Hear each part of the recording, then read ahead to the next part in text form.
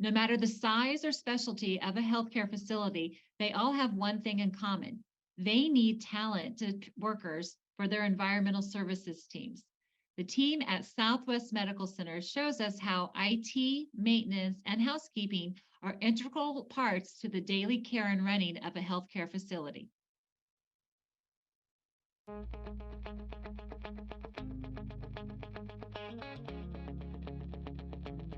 To work in a hospital effectively, you don't have to be a nurse or a doctor or a radiologist. There's a lot of other jobs in healthcare, and you're effectively part of the team. But without our teams and our ancillary teams, the nurses and the doctors couldn't do what they're doing, and we literally would not have a hospital. Typical day on the job, if I'm not at my desk answering emails, I'll be out touring the hospital, looking for things that don't meet the life safety code or just general things that need to be fixed. For most hospitals, if a young person is wanting to come on in a career, whether it be a biomedical career or just a general maintenance career, the first step is apply. Some hospitals in the state that I'm familiar with have an intern program for this type of stuff. The vast majority of hospitals train their own technicians. There are advantages to that. There are also advantages if you were to go to a trade school or something like that, get a certificate in HVAC or electronics repair. That could help give you a boost, but if you're just looking to get a job straight out of high school, I encourage you to go apply at your local hospital. What our department does definitely has an outcome in patient care and patient satisfaction. Everything from ensuring that they have a safe environment to do their surgeries in, making sure the air changes are correct in their ORs and in the rooms that they're ultimately sent to after their ORs, to making sure they have a comfortable temperature and a quiet room to heal in, and it's not ugly and dirty and messy. Every day it's something different. I almost never repeat the same thing day to day. We basically handle making sure there's internet throughout the hospital, getting any new switches, routers, firewalls set up, and we kind of manage VPNs and the phone system, and any sort of user access issues, like if somebody needs access to a website or something, we manage all that too. You don't always need a degree, but it definitely helps to get you, especially to get you that first job. And if you don't have a degree, having certifications really helps, just to show that you know something about it. And because if you don't have any experience, it's hard to tell if you don't have a degree also. But my degree was just 4 years, just a bachelor's degree. And I actually got it in business administration with a minor of computer information systems. And either of those, business administration, often they'll accept that too for IT jobs. And once you get in, then it's easier to get another job after that, because then you have the experience. And if you have any education or certifications, it just starts getting easier. If you like solving problems and constantly learning new things and just trying to figure out creative solutions for different problems that come up, because there are just so many different issues that can happen each day, and so many different ways that you could go about fixing it. It's just finding the best way to do it with what you have.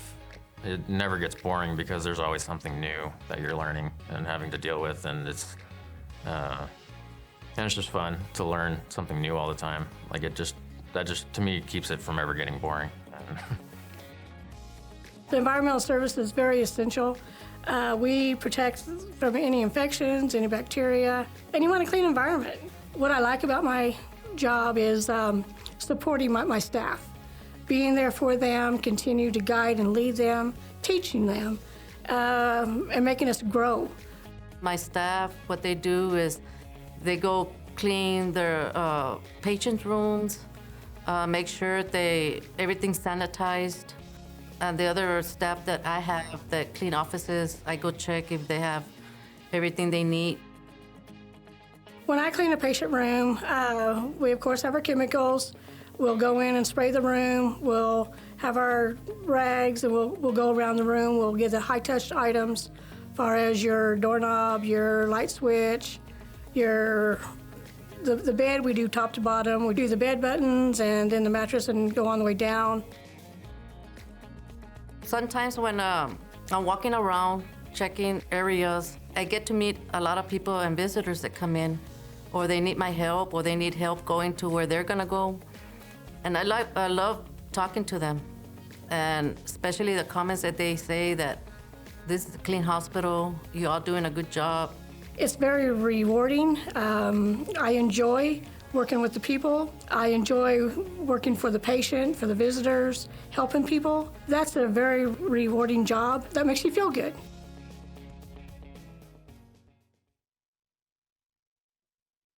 I want to welcome our panel of environmental science experts, services experts, to answer questions about the career opportunities that you would have in working behind the scenes of a healthcare facility. I want to let everyone know we're having some technical difficulties. So right now, we have Greg, who is with the Medical Center security team. Good morning, Greg. Good morning. Thank you for being with us today. First, as the safety officer at the medical center, what kind of experience does someone need to get into this field and to work in a healthcare facility?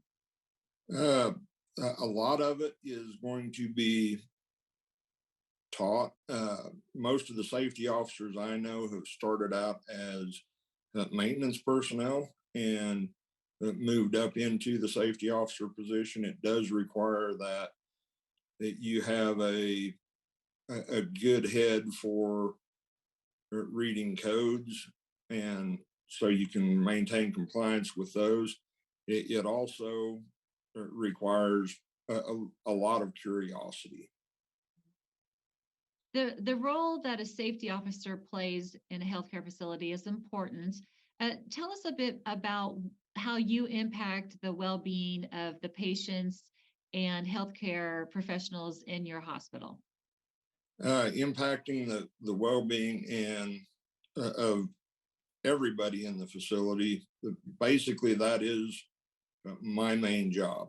My job is to ensure we have a thing called the environment of care, and that's everything within the hospital itself, including the building. My job is to make sure that not only is it a comfortable space to perform duties and for the patients to heal in, but also make sure that we have the right air exchanges going into a particular room if we need a negative air room, a positive air room, even down to ensuring that we run fire drills like we're supposed to. Are safety officers involved with handling potentially hazardous materials? And if so, what is your role in those types of situations? The role that I have in a past life, I was actually on the fire department, and I was a certified hazardous materials technician. Basically, the role that we have on any hazardous materials is to, number one, ensure that anybody that could be handling those are aware of the risks and what they need to do to protect themselves from it. And then number two, if we have a spill or something like that, notifying the proper people to come help us get that taken care of. So I believe the rest of the team is with us, but one more quick question with you, Greg. What would you recommend to someone who is interested in getting into or becoming a safety officer at a healthcare facility? Probably the first step that I would recommend is that if you're interested in a career in the safety function or in the general maintenance side, the two of them go hand in hand. Look at your local hospital and see if they have openings and go apply. All right. Well, we appreciate you answering those questions about being a safety officer at a healthcare facility. Also joining us are Pam and Delia and Shelly and Ryan. Pam and Delia, let's start with you. You are in the environmental services operations for the hospital. Tell us how you ensure the cleanliness and sanitation of the hospital's facilities. Well, we start with like walkthroughs, check-in, and then we have like an HEP machine that will go around and checking the surfaces. We work a lot with infection control. Mainly it starts with our staff because we delegate to certain areas. So we go around making sure that all the sections are completed. That kind of answer the question. Absolutely. So, how do you handle special cleaning situations such as an infectious disease outbreak? Okay, there again, we work hand in hand with our infection control. We've got policies already pre-written that we follow, that we do the guidelines. We do have a hospital-wide disinfectant that's approved by our infection control. And we just have policies and procedures that we do to make sure that it's, cleaned properly and maintained. What kind of equipment and cleaning supplies do you use in your job? We use a hospital-wide disinfectant, which is called Virex 256. And then we have like our glass cleaners, and we use scrubbers for like our OR. We have equipment for the floor care. I have a floor care guy that's trained and done it for a long time.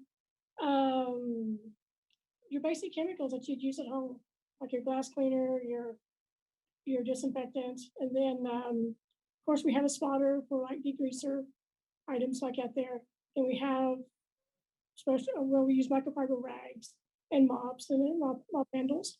It's just basic like you're cleaning at home, but you're cleaning at a more detailed level. So, Delia, how do you ensure the safety and comfort of patients and their families while you're working? Oh, or the safety of the family. I mean, make sure that we have signs, whenever we're mopping, to have signs for them not to slip and fall, to make them happy. I mean, they're happy ever since, when we start cleaning or talking to them whenever we go into a room. We mention our names and what we do and be there for 10 minutes. And they feel safe, and they start talking to us and being more. Can I jump in a little bit? Yeah. We also do like our vacuum cords, make sure they're to the side. And we also observe the patients when we're cleaning the room, make sure that their call button is available for them. There's different things that we do for safety for the patient and then for the employees also. One final question for you. What advice would you give to someone interested in pursuing a career in hospital environmental services? Come in and apply.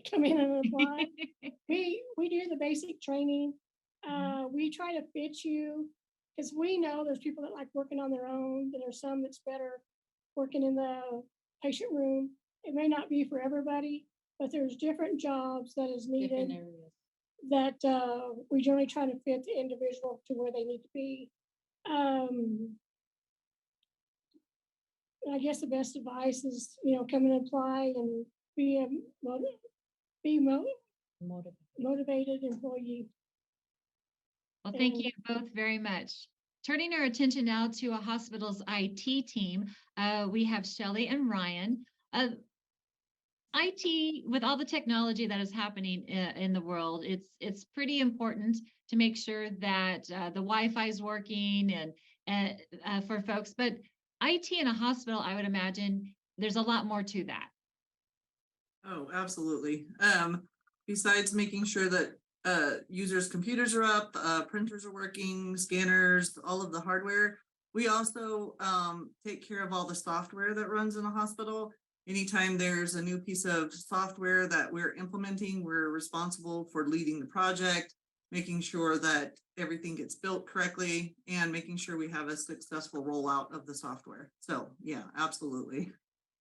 Well, and there's been this ongoing trend to move patient records to the cloud or to online so that it's more, so those records are more accessible to a wider healthcare professional. So doctors can talk to nurses and talk to the patient's healthcare providers. How does that work, and how do you make sure that those types of programs are always available?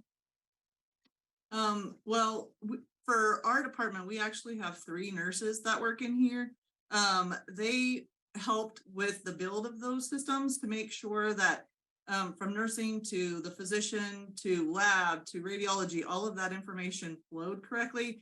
And they made sure that it was usable for the physicians, because providers are, they want to get in, they want to document, they want to get out, they don't want to spend a lot of time on the computer. So they are always refining those systems to make sure that they are easy to use, but do provide the information that all the caregivers need to care for our patients. And one final question, Ryan, what would be some advice that you would give someone interested in pursuing a career in IT in the healthcare industry? I would say just never say no to learning anything new, even if you think you'll never be involved with it in the future. Like, for example, I never really thought that I would be managing SQL Server databases, but I end up doing that now anyway. So just never say no to learning something new, because it might come up later. Well, thank you both for sharing your insight on what a hospital needs when it comes to its IT team.